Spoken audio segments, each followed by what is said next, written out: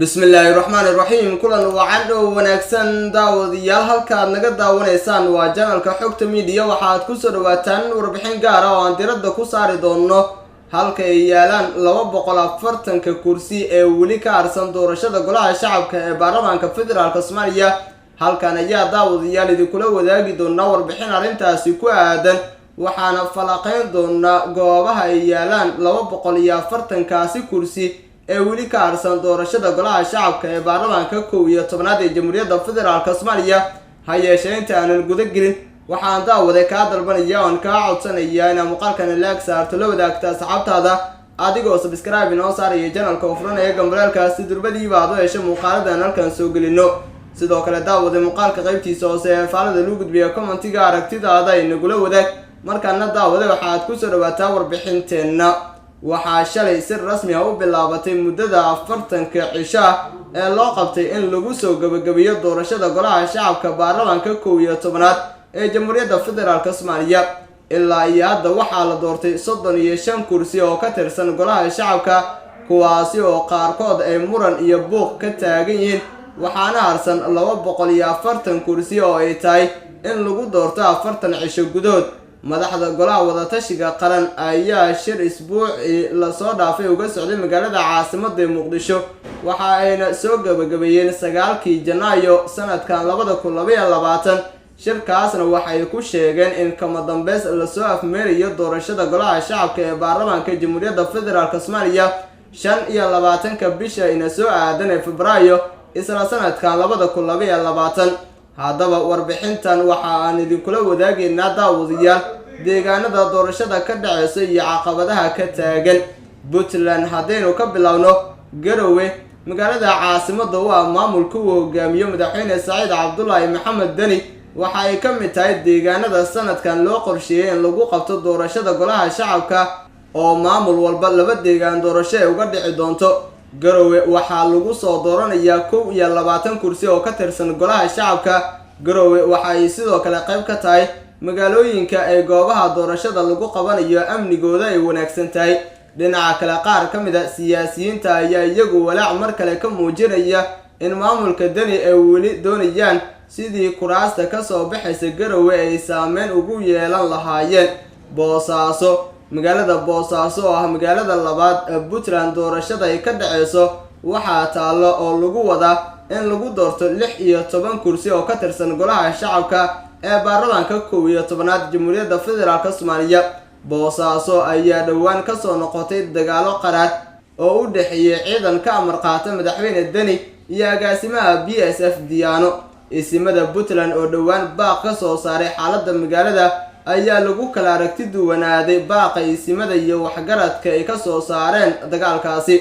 dagaalka ayaa dhashay kadib markii madaxweyne Deni uu xilka qaadis ku sameeyay agaasimihii BSF kaas oo ka soo horjeestay xilka qaadista madaxweynaha Saciid Cabdullaahi Deni. madaxweynaha dowlad goboleedka Puntland ayaa sida la fahamsan yahay waxa uu tartamaya kursiga ugu sareeya dalka ee madaxweynaha waxaana siyaasiyiinta qaar ay ku eedeynayaan in uu saameyn ku leeyahay xildhibaanada la soo dooranayo.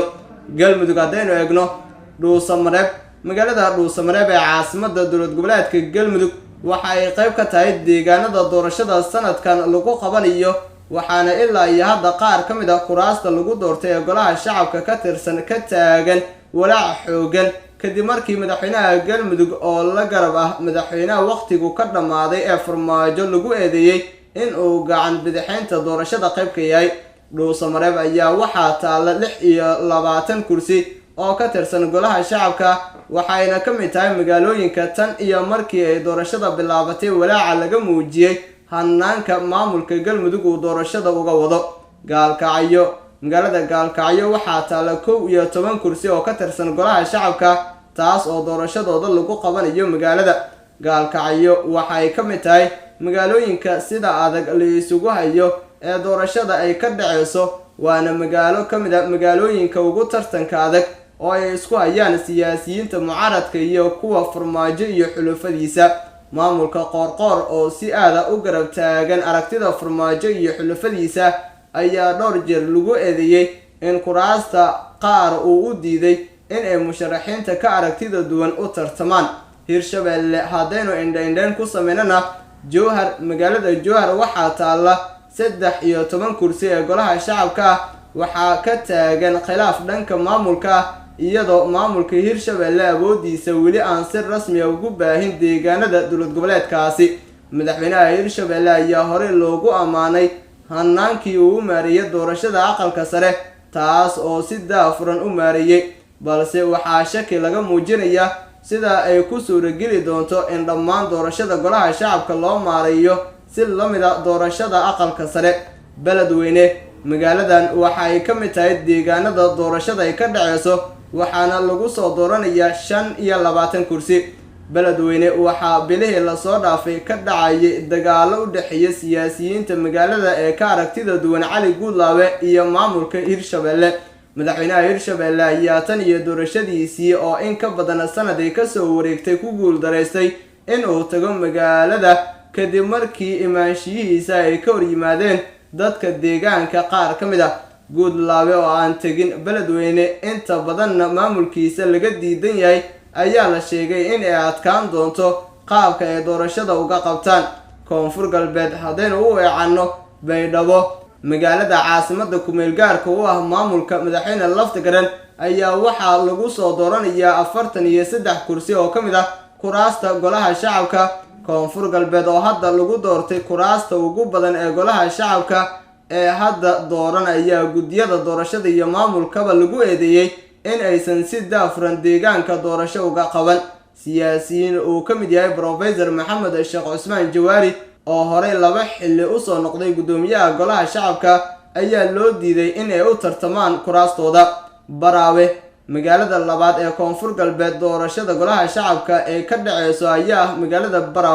Baraawe waxaa taala kuraas gaaraysa 26 kursi waxaana ay ka mid tahay magaalooyinka kuraasta badan lagu soo dooranayo Baraawe ayaa dhankeeda walaac laga muujinayaa xaaladeeda amni xilli banaanka magaalada qaybo ka mid ah ay fariisimo ku leeyihiin kooxda Al-Shabaab